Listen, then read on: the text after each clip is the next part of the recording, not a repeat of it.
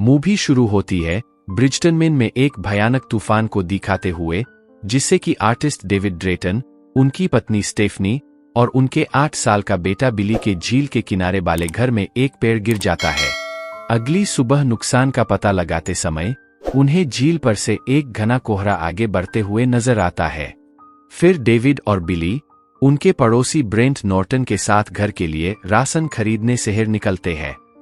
Supermarket में पहुंचकर ये लोग देखते हैं कि सड़क पर बहुत सारी पुलिस कारें तेजी से जा रही होती है और डरे हुए स्थानीय डैन मिलर दुकान में दौड़ता है और खतरे के बारे में सबको चेतावनी देता है, जो कि उस घने कोहरे के अंदर था। अचानक से वहां सायरन बजती है, जिसे सुनकर डेविड बिली को लेकर दुकान के अंदर भागता है। फिर दुकान का मैनेजर ऑली वीक्स और बर ब्राउन सुपरमार्केट को बंद कर देते हैं और कोहरा दुकान को घेर लेता है। फिर उनमें से एक महिला अपने बच्चों के पास जाने की जिद करती है, जो कि घर पर उसकी इंतजार कर रही थी, पर सबके मना करने के बावजूद वह वहां से चली जाती है। फिर कुछ समय बाद दुकान का जनरेटर बंद पड़ जाता है। डेविड के मना करने के बावजूद बैगर नॉर्म नाम का एक वर्कर जनरेटर को ठीक करने के लिए बाहर जाने लगता है, लेकिन जैसे ही वह दुकान का शटर खोलता है, उसे एक बड़े से क्रीचर की टेंटेकल पकड़कर कोहरे के अंदर खींच के ले जाता है। अब डेविड और ऑली सभी को दुकान के दरवाजे को बंद करने के लिए कहते हैं। उनमें से मिस्टर स्कारमोडी नाम की एक धार्मिक औरत आगामी आर्मेगेडन के बारे में प्रवचन देने लगती है।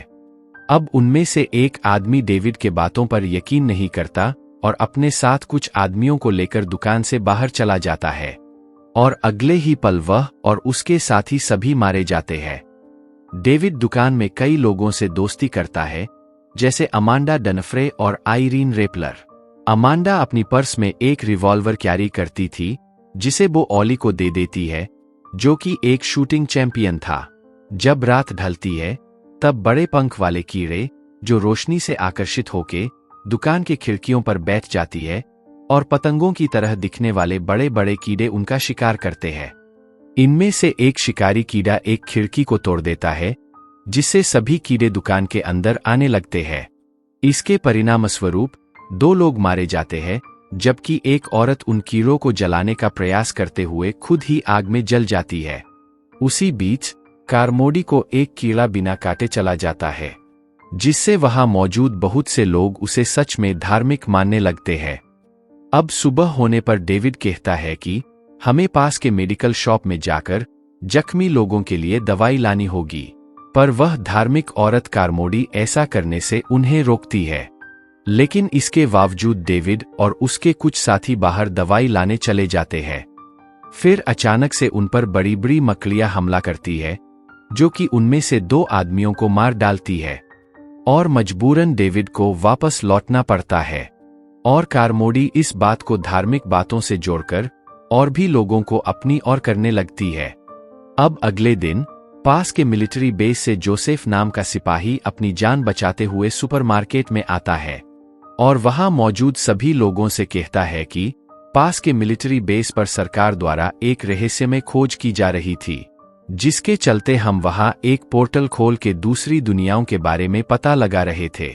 लेकिन वैज्ञानिकों के हाथों गलती से एक अजीब सी दुनिया का पोर्टल खुल जाता है, और उस दुनिया से बहुत से अजीब तरह के कीड़े जैसे दिखने वाले एलियंस हमारे दुनिया में आने लगते हैं, और वो कीड़े वहां मौजूद सभी लोगों को मार देते हैं। पर जोसेफ वहां से जैसे तैसे बच के भाग निकला। ये बात सुनकर कारमोडी गुस्से में कहती है कि तुम्हारी वजह से ही आज हम लोग खतरे में हैं। तुमने जो नीच हरकत की है, इसके लिए भगवान तुम्हें कभी माफ नहीं करेगा, और तुम्हें इसकी सजा जरूर मिलेगी। कारमोडी की बात सुनकर वहां मौजूद लोग भी जोसेफ पर भड़क जाते हैं, और गुस्से में आकर वो लोग जोसेफ को दुकान से बाहर निकाल देते हैं। फिर वहां एक मांटिस जैसा दिखने वाला कीड़ा आकर जोसेफ को मारकर खा जाता है।